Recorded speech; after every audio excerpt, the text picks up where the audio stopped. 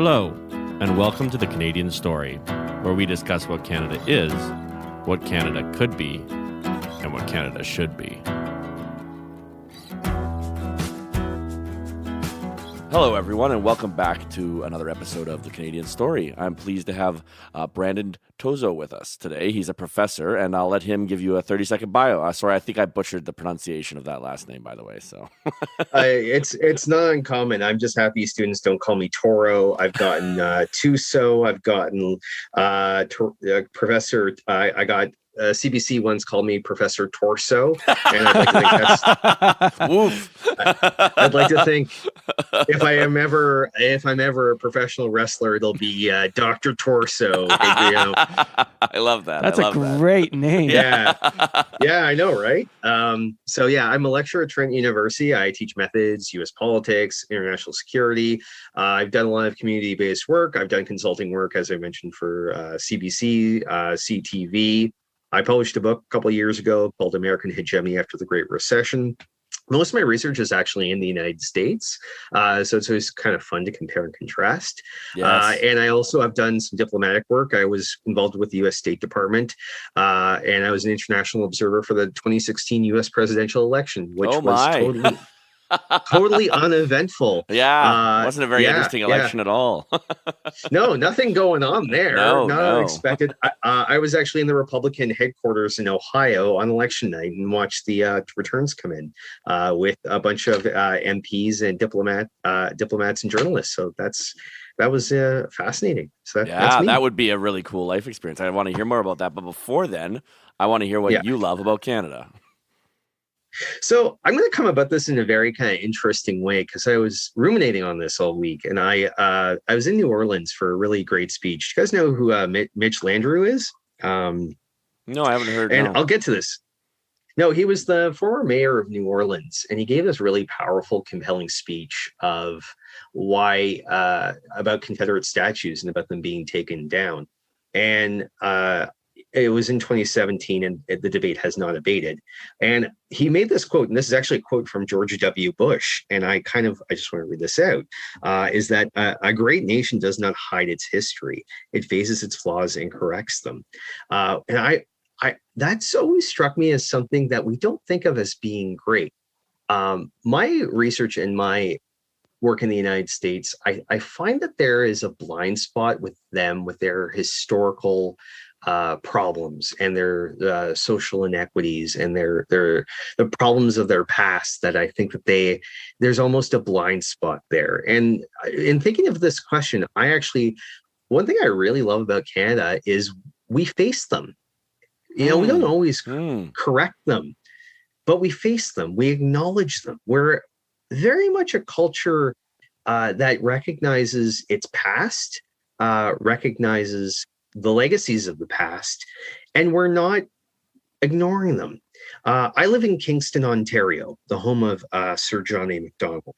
And a few years ago, we celebrated an anniversary of his birth or something. And we had a festival sort of celebrating it, but we also had one where we said the controversies, good and the bad, the pros and the cons, the nuances is, I think that's something not all countries do. No, that's a good point. And actually that does seem very Canadian, is a very reflective on the problems that we face, because we kind of are an impossible country in many ways. Yeah. But I was reflecting back on, is there any figure from Canadian history who we venerate without an asterisk? Perhaps Terry Fox, but any political figures. And I mean, again, my research is in the United States. And if you talk about Abraham Lincoln, there's absolutely no discourse on his flaws, or very little.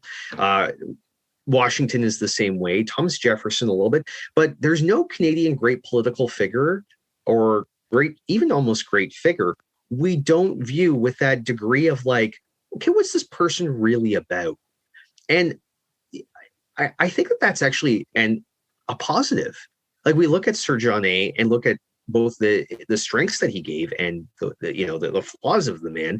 Pierre Elliott Trudeau, also another a famous Canadian prime minister. I don't think anyone looks at him without a bit of a colored or problematic legacy.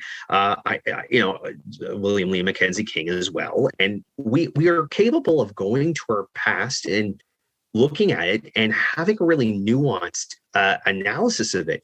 That doesn't happen. Countries will sometimes own their great errors or mistakes, but they don't sort of look at the nuances of both the positive and the negative. And I think that capacity to look back at your history and at your society, recognizing its flaws, I think that that's a mark of a great country. I really like that. I want to go deeper into it. What do you think it is that makes us that way? I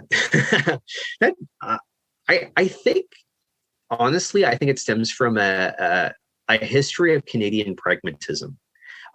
We are not founded with any sort of a great story. Like, we negotiated politely our separation from the UK. We asked very politely, can we have control of our domestic policy? And they said yes in 1867. Then we asked if we could have control of our foreign policy, and very politely they said, okay. I think that Canadian politics and Canadian culture is very much found on pragmatism.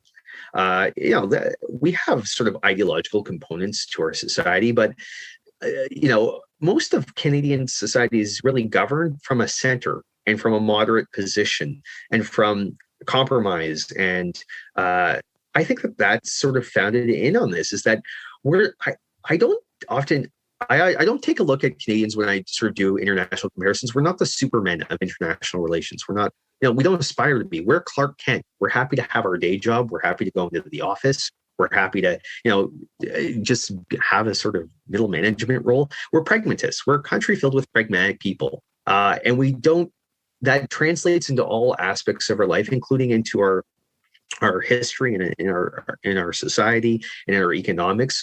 We don't look for these great fixes, or very rarely do we ever, except occasionally in times of crisis. But we have, I think, pragmatism built into the foundation of our country, and I think that it still really flows well into what we are as a country. I like that, and I mean, a part of that's probably has to do with the idea that most of the people who settled here, well, at least of the English descent, were loyalists. So those are inherently people who are not that interested in radical change. Yeah. Right. Yeah. If you're fine and you're like, oh, that status quo's okay, I don't mind Britain. Like, everything seems to be going well. Like, yeah, it's a pragmatic project, and it's not one that is, the American calls towards revolutionary action just never didn't seem to really focus on it. And I think that like, even look at our major parties, like they're fundamentally, they have ideological components in all of them, but they're fundamentally brokerage parties. Like, they're parties of the that are, that have to be pivoted towards the center of the spectrum, or else they won't be successful. And when parties veer too far away, it tends to lead to a major counter reaction or a schism within it. And they're kind of sent into the political oblivion for tracking too far away from where the rest of the country is. So it's an interesting thing to think your country is kind of humble and doesn't have the big ideological or philosophical thing, but like the Americans do. And I love the United States. Like, this is not to disparage our neighbors to the south. Like, I love America.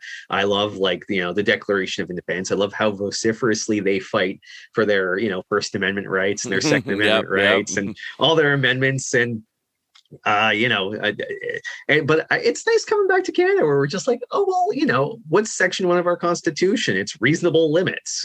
I mean, peace, order, and good government, right? Yeah, peace, order, and it's built into our, DNA, and and what does that mean? Reasonable limits and peace, order, and good government. Oh, we'll figure it out as we go along. Like, that is literally what it means. I love that. Yeah. No, I would agree with you. I think Canadian pragmatism is an undersold, because we shouldn't be a country in a lot of ways, right? Like, we're a marriage of enemies, and we're and I'd like your thoughts on this, particularly as someone who studies America closely. But We're one of the oddest countries in the world politically because all of our major parties are pro-immigration. Yeah. And that Absolutely. is very strange, right? You don't see that, well, anywhere in the Western world. And then if you go into even other countries that they just don't allow it at all. Like Japan just doesn't really have an immigration policy. No, no.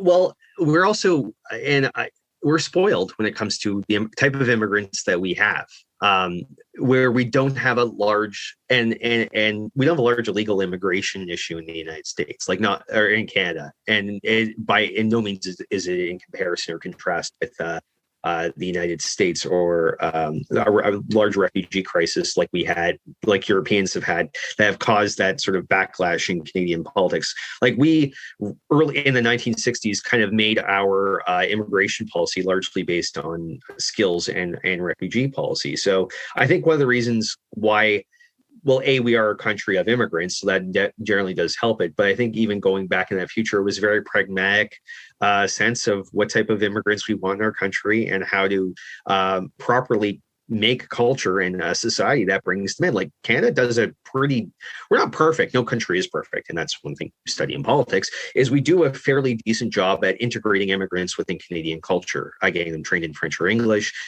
setting them up with jobs, getting them integrated relatively in a community, which kind of mitigates that kind of political backlash. Also, many of the immigrants that we tend to take in tend to be economically highly skilled. Right. And if you are able to slot yourself into a workforce very well, and again, Canada we pick the cream of the crop. Yeah, like, well, as we should. Yeah. Well, yeah, I mean, there are really compelling reasons under human rights grounds for refugee policy to be generous, depending on the nature of those. But when you're dealing with immigration policies, it's straight out. Yeah.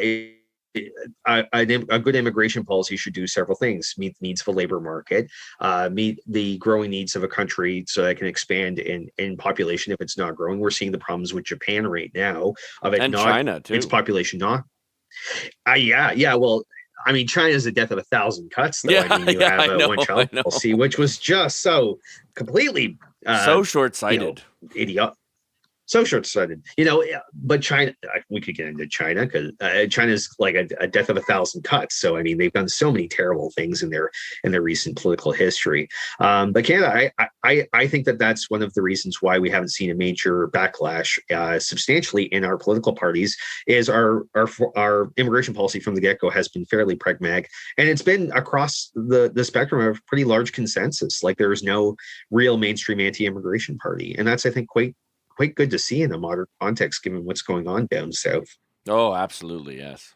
Yeah. I have a question for you as a political scientist. What role do you think our Westminster system versus their Republican system plays in that attitude? Like, I feel like the Westminster attitude is just more pragmatic to begin with, but often when I look at the American system and see kind of the brokerage that happens on the bipartisan level, it seems to me that there's more brokerage going on, but in a different way. Yeah. Well, what I would say is that there's more political diversity internally into parties in the United States, where Canada has more political diversity between parties. So it's not just also the Westminster system, which I think does that. We also have very strong parties in Canada. Like to run for the United States as a Republican, you just have to say you're a Republican and register as a Republican, and you're on the ballot. Right. Like, that's it. Right. Yeah. Right. Like in Canada, do you know how much hoops you have to run for a party? You have to. I've run those campaigns. Yeah. It's not. Like there's barriers and gatekeepers to entry. The party, as you know, the party has to okay you. You have to. They vet you, so doesn't exist in the United States. Like there's no way Donald Trump would get through a presidential vetting process at all. No. Or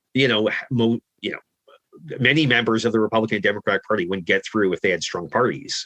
So you wouldn't see AOC or any of those people from the squad either.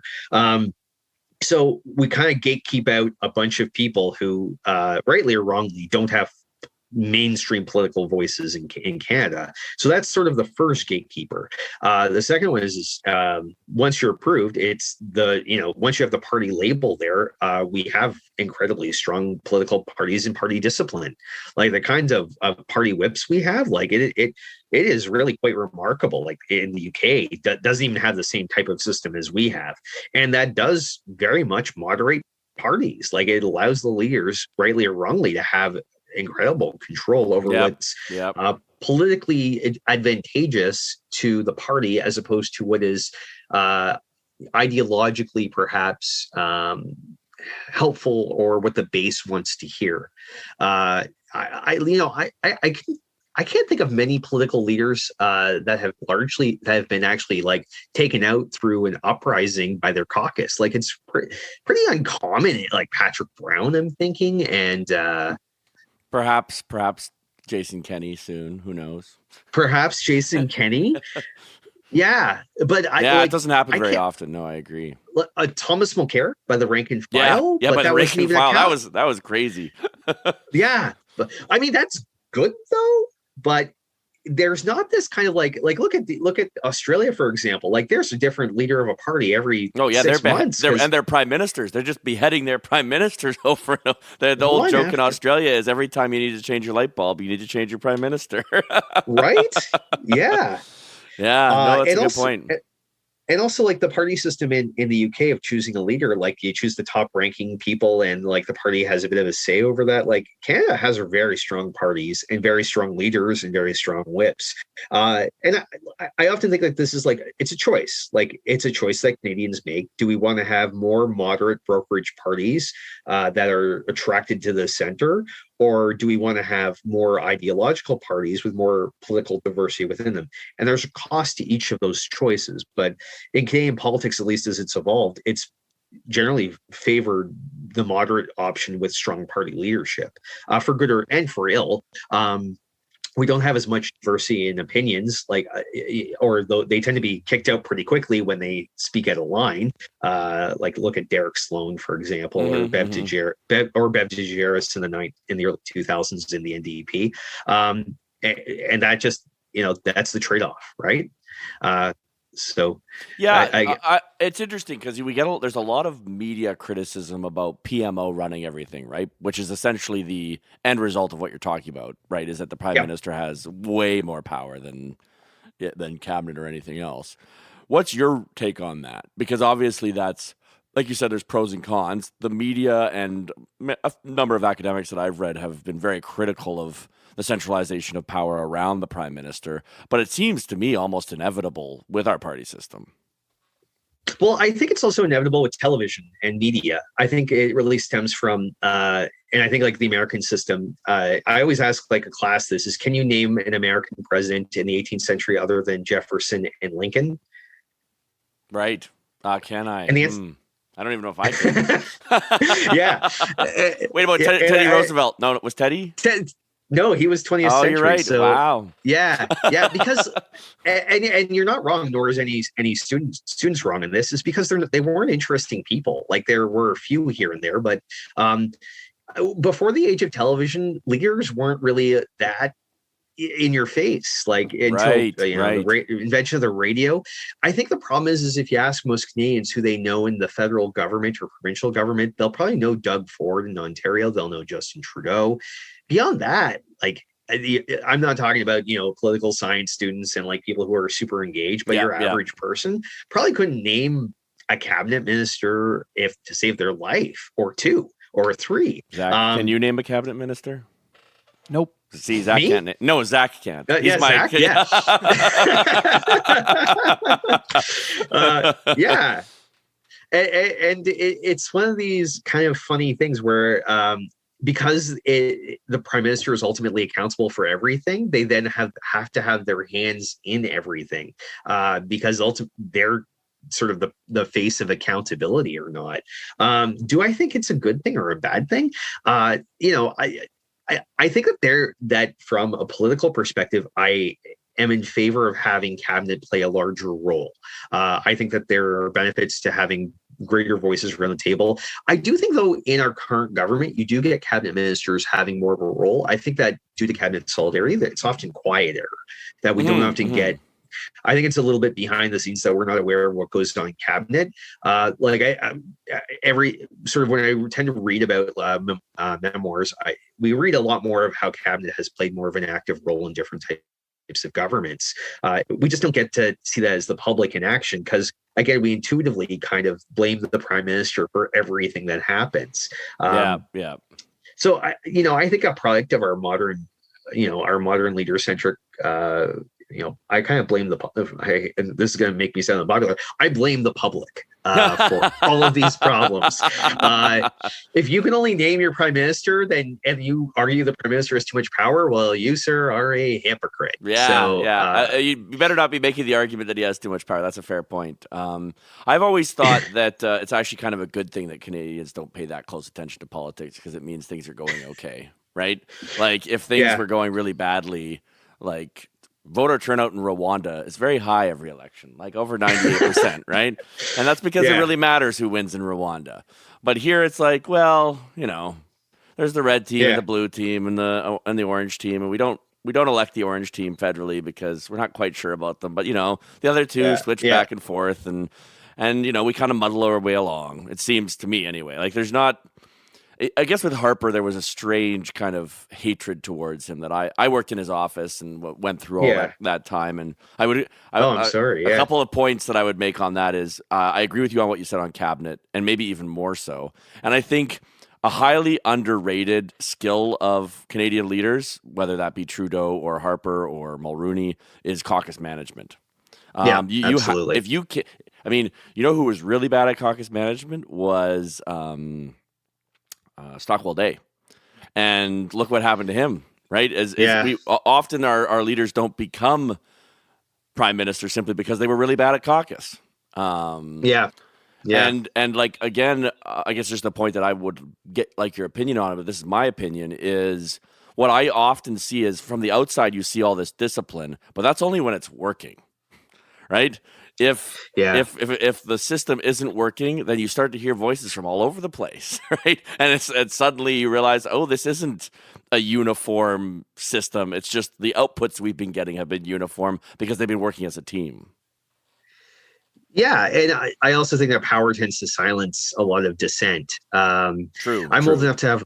Yeah, I'm old enough to. And the problem when a party is out of power, especially if it's the Conservatives or the Liberal Party, is they don't tend to really.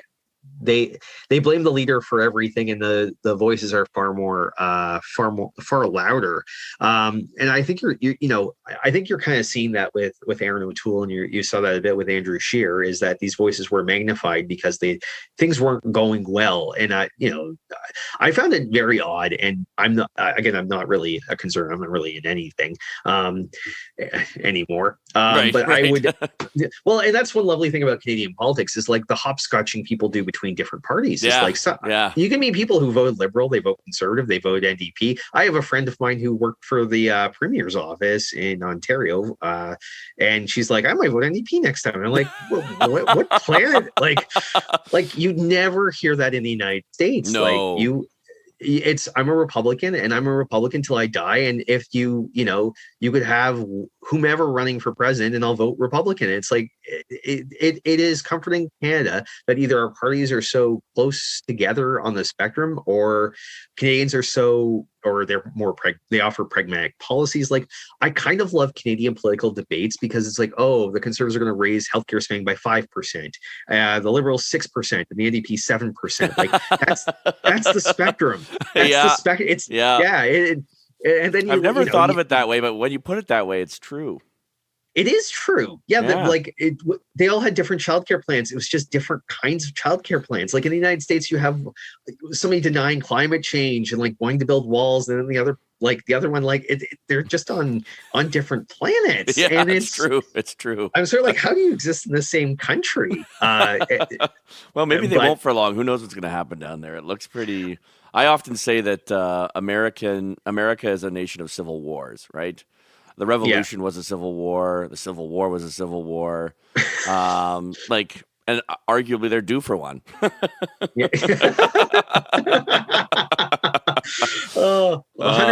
years without since Yeah. our last Civil War, and just change the sign. We just got to get it going again. One of the things that I think you'll enjoy is Alberta politics is so much like this, even though people don't believe that.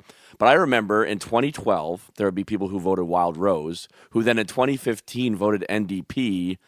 And then and I know these, like, you just have to look at the ridings, right? And it's like, what do you, and then in 2019 voted UCP. And it's like, the Wild Rose and the NDP could not be more different ideologically from a partisan perspective. But Albertans were just like, throw the bums out. We don't care. Yeah.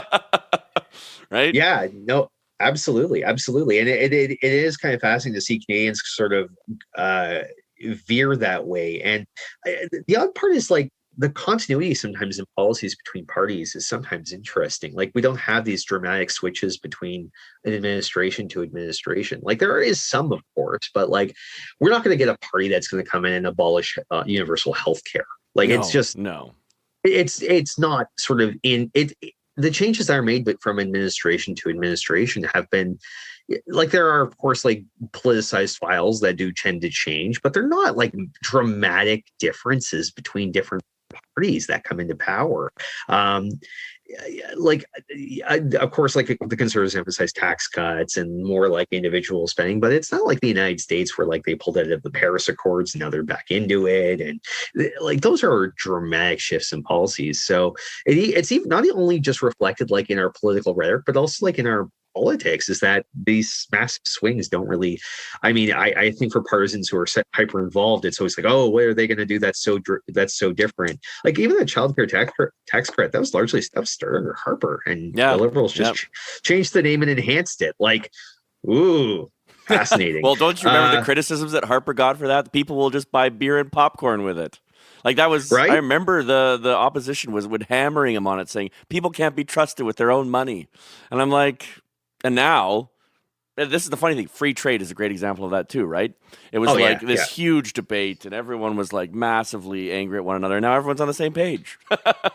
Yeah, and it's become the consensus. And now, like, I don't even see the NDP really railing against it. Like, they'll be like, oh yeah, we don't really like stuff, but they're not even an anti-free trade. No, party. You're right. You're right. Yeah. What I find fascinating is in the United States is just how the Republicans have now become an economic, like, they're where the Democrats were 30 years ago. So it's like, okay, well, I guess. Yeah, they're isolationists now. I'm like, when did that happen? Yeah. And it, like, 10 years ago, like, Mitt Romney was not that way. So it's just fascinating to see, like, these parties evolve. Or same-sex marriage. Like, there's no major Canadian political party that's against same-sex marriage. Yeah, I can't find one. No. So maybe that weird little Christian Heritage Party. I've heard that they have some weird views. Yeah, mainstream though. Yeah, but And it's fascinating that, like, I'm old enough to remember the 90s when Chrétien was like, no, we're not going to, like, they voted against it, a liberal government. And within a decade, it's become accepted across the spectrum. So, it is remarkable to see Canadian thought on a number of different issues shift, even among, like, things like carbon taxes, which was fought vociferously, policy wise or not. And now, like, we have Aaron O'Toole come out with something quite similar, albeit different in character, but not really in form.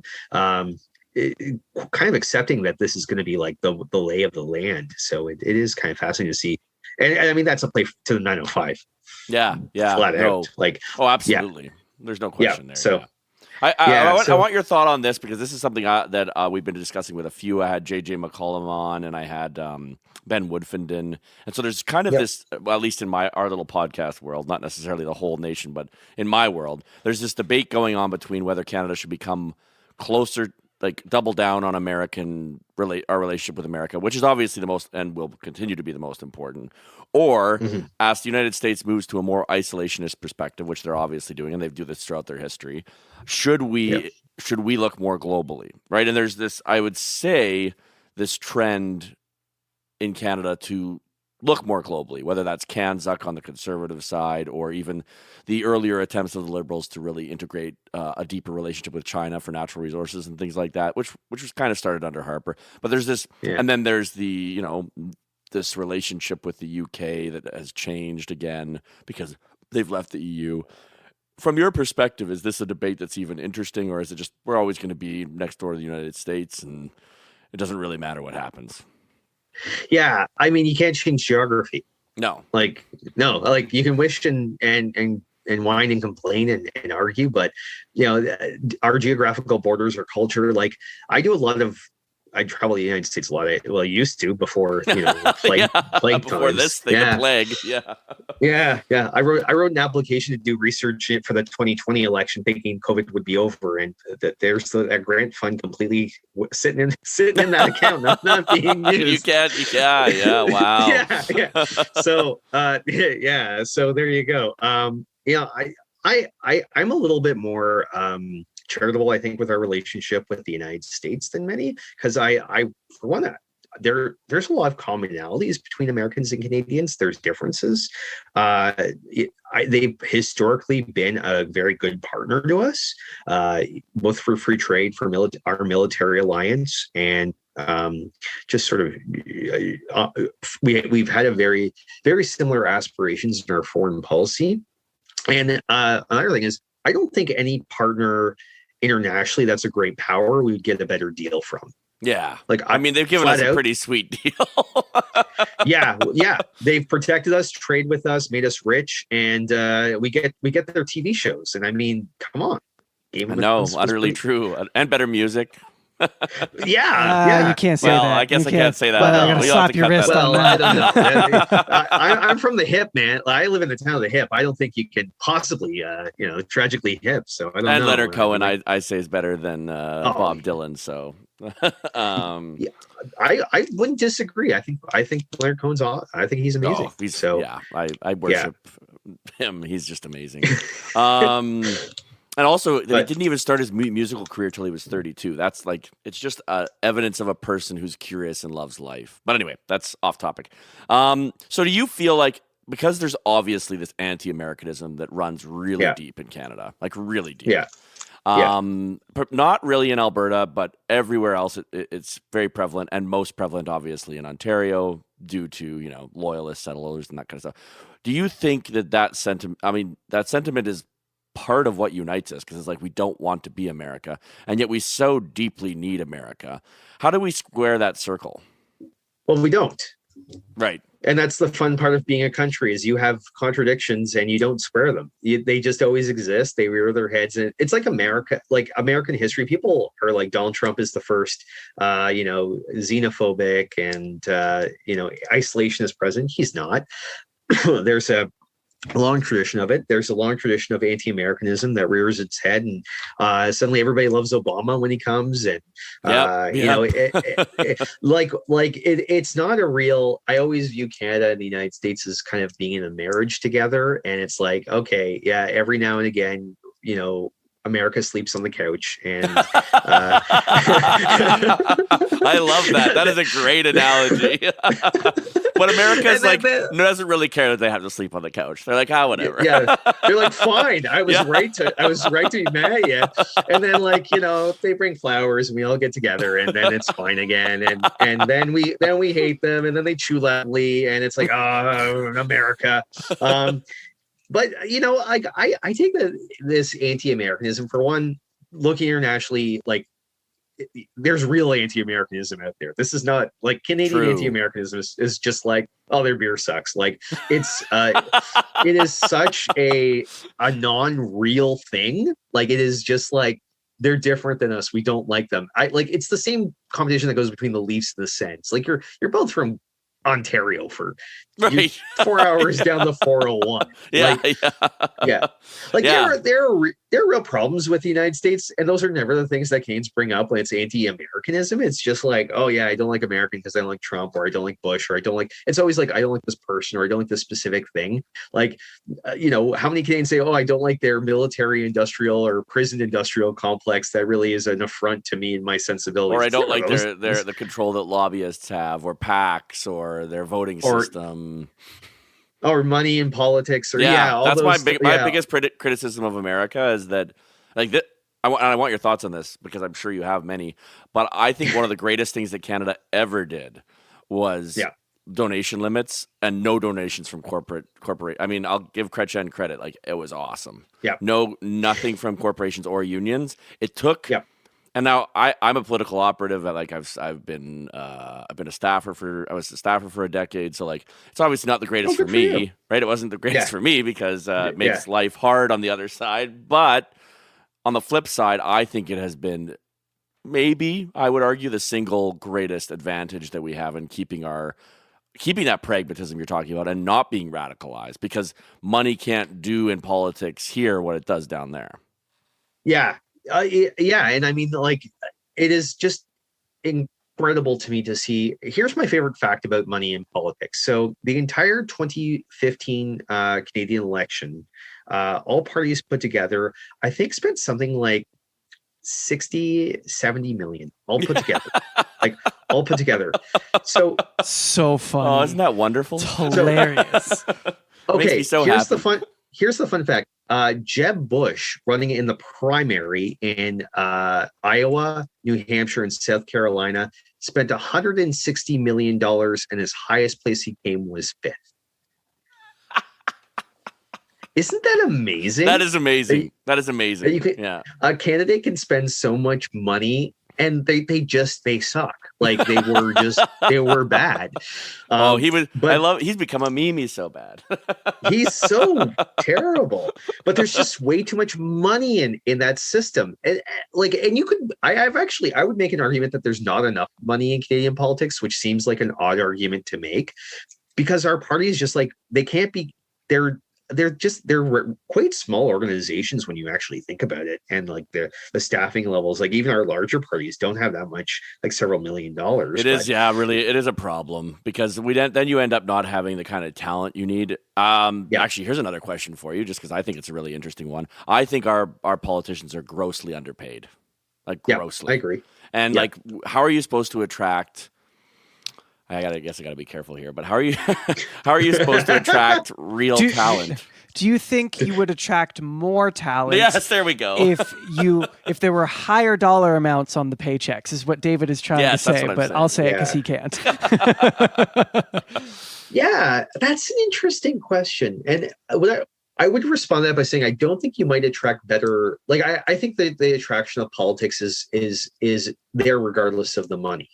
So I think that to attract like better politicians, which is really what the question is sort of about. I don't think financial incentives, like, let's be honest, if you are on the left, a union's going to pay you more than the NDP will. Mm-hmm. If you are working for the Liberals, some think tank is going to pay you more than the Liberal Party ever will. And if you're on the right, the private sector is going to pay you more. Like, you could raise an MP salaries to $250,000, and they still wouldn't be able to compete, or likely wouldn't be able to compete with something on a moneyed interest on the left or right of the spectrum, realistically. What I think really kind of deters people from political life is just the fact that, like, it is grueling, for one, and there's not much that can be done about that. But it's just the fact that, like, they're like, it's the media is sort of in everybody's life. Like, I was reading an article today that Lisa Raitt was kicked off of her riding association,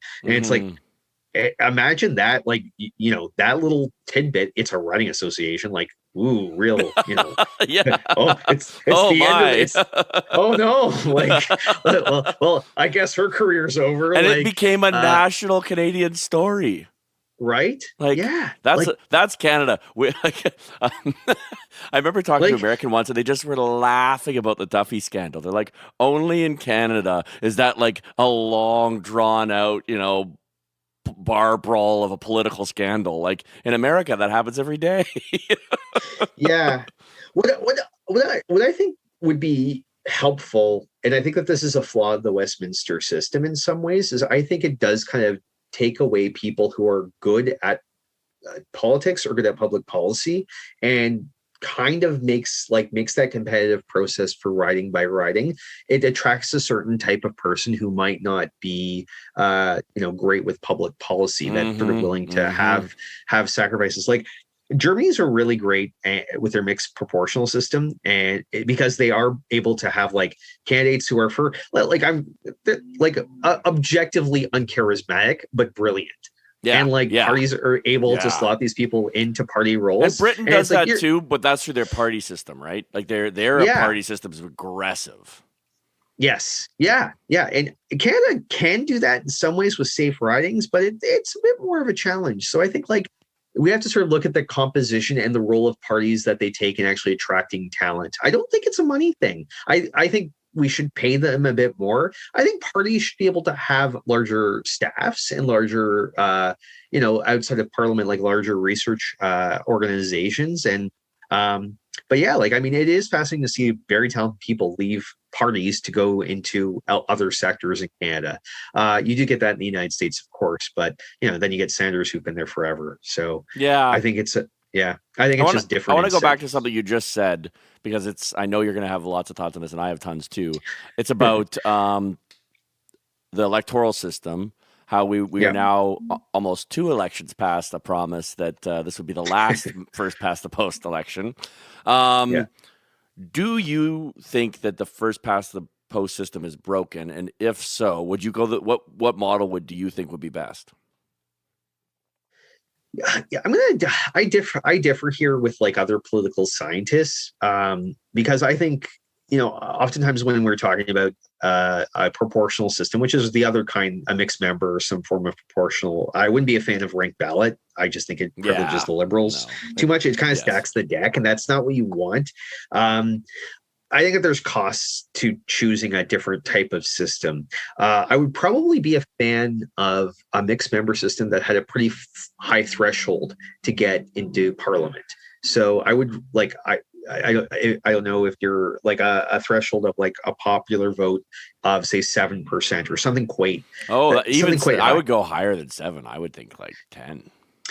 Yes, and that's where you set the line where you're really silencing diversity. Right? Yeah. Most systems have 5, but somewhere between 5 and 10 to me is reasonable, and you still have that local MPP or MP that you can call upon, but it still gives a role for parties that have widespread support. I mean, the cost of that is that I don't know, you wouldn't have much of a Green Party, or maybe you'd have more of a Green Party. Right. I think that there are hybrid systems that would allow for more political diversity with our current parliamentary system with party discipline that would also encourage more proportionality. The problem also with proportional systems is that it does make it challenging for majority governments to form. And there is a benefit to having a majority government. There is a benefit to saying, Harper, you're in charge. Trudeau, you're in charge. We know you're in charge. And if we don't like you, vote the bums out. Yeah. No, I 100% agree. Actually, this is a debate I have with a lot of my Israeli friends, because they like their system, and I think their system's horrible. And it is horrible. Yeah, I'm just how could you? I mean, and the argument that was made to me, actually, I think it was JJ that made this. I don't know if you remember, Zach, but what he said, but it gives the politicians they truly know where their people stand on things, because it's not just that consensus. It's no, these are the groups of people that make up our country, and I thought that was an interesting argument. But at the end of the day, I guess I am very Canadian. It's good governance seems almost impossible when you're fractured to that level. And look how many elections they have. Look how hard it is to maintain, and look at also some corruption that's involved. A system like that, and that is an extreme case. That's extreme proportional representation, and there are historical reasons of why they do want to give small sections of their population exaggerated voices, and I think you can't detract the history from that. No, not at all. I think in Canadian politics, I would probably favor that would work in Canada, albeit I think it would probably create more regional parties, but we already have regional parties. So you can't really fix that. That's just a factor of our culture. I would think a form of mixed member system with a high threshold would probably be I think it would work well in Canada. I think that you'd have a bit more political diversity. I think that you would have a bit more splinter parties, but I don't think I think that the alliances would form pretty quickly. I think you'd get a fairly stable system like Germany, where you pretty much know going in who they're going to work with. It would change. Our political culture is fairly pragmatic anyways. We spent half an hour talking about exactly. that. Yeah. No, I think you and I are in agreement on this. I think there does need to be a change, though. I just think that first past the post, especially with as an Albertan, it gets pretty upsetting to see the level of inequality that's happening in representation. And I think I really do think that if our country is going to stay together, we got through the Quebec crisis. Now we need to get through the Constitution crisis that we kind of put a pause on ever since Chrétien was elected, right? Like, we need to figure out that problem. Yeah. And also, like, I think regional divisions in Canada are just always going to be perennial issues. Like, I think that it will just, that's an inevitable part of living in a country with not enough history and too much geography. Ooh, that is a great line. I love that one. Yeah, and I think that this is it's a flaw in sort of the framework of our country. Is we cost of not having those shared mythologies and those shared history. Is that we don't have that same cohesive bond. Like, people are like, oh, America is going to splinter off into a civil war. And it's like, I don't think so. Like, Americans still view themselves first and foremost as I'm American. Right. It means it means different things to every American. Like, for one, it means like God, guns, and, and for another American, it means like something very different. But they all still think of themselves as American above all else. Canada outside of Ontario, we don't think of ourselves as Canadian first often. It's I'm Quebecer, or I'm from the East Coast or the Maritimes or Albertan, or I'm from British Columbia. And I think like the cost of not having that shared mythology and not venerating our past folk hero or past political heroes is that we don't have that same cohesive sense of identity first and foremost. So it's a cost, and I think we were a better country because of it. I would just caution anyone who's who has a hero, never meet your hero. Yeah, you'll be true. very, very disappointed. But one of that costs is regionalism, and I think a task of a savvy prime minister is how do you balance those regional tensions? Like, how do you please both Quebec and Alberta? How do you, I've always thought that the American question is, what should America be? And the Canadian question is, should Canada be? Yeah. But we've held it together. Yeah. And like, this is a testament to our country and the skill. Like, we disparage our politicians, but every politician has kept this country together. And even if it's by the skin of our teeth, by 51-49 with Chrétien, like they've held Project Canada together, and that project to keep Canada together has been a difficult project, but it's largely been nonviolent. Mm-hmm. Mm-hmm. Two, actually, maybe the least violent. I can't think of less violent country's history. Yeah, I can't think of a country that has had two major nations within it that has not resorted to major violence, like a religious division as well, where violence has not been part of that. And that is just our politicians are willing to sit down and say, what makes Quebec happy, what makes Ontario happy, what makes the West happy. Like, it's expensive, so right. But that's true. True. Like Confederation, Ballot is largely built on like for lack of a better term, bribery of different parts of the country. Yeah. No, that's true. It's sort of like it works. Like, yeah, it works. There it is. It works. Canada, it works. Yeah. All right. Unfortunately, I try to promise my listeners not to go an hour. You and I could probably talk about this for 7-8 probably days. But I usually try to give the guests an opportunity to leave our listeners with something. So is there something you'd like to leave the listeners with about Canada? Yeah. I often think Canada is a work in progress. And I think what we're dealing with now with the pandemic and with the larger social and economic ramifications of the pandemic, there's very rare and few times in one's life that you can look at a situation and say, now is the time to be active and involved. In the next 6 months to 2 years, we are going to look back at this pandemic and say, what kind of society do we want to live in? What kind of government do we want? how do we want to treat each other, and what's the role that we have to play as a community and as a country. I think that this is a great time to be active and involved in politics and in political life and in culture. And I would just encourage your listeners and anyone who's involved to get involved and stay engaged, because these questions are going to be answered soon, and how our country will be determined by people who are at the table. And so I would just encourage everybody to get involved. Thank you so much for coming on. I mean, you and I definitely need to go for beers, because I've just definitely enjoyed this conversation immensely. Thank you very much. Thank you for listening to The Canadian Story. You can find us on Instagram and Twitter at The CAD Story. That's The CAD Story. If you enjoy this podcast, please share it with your friends and family. Let's work together to remind Canadians how great their country is.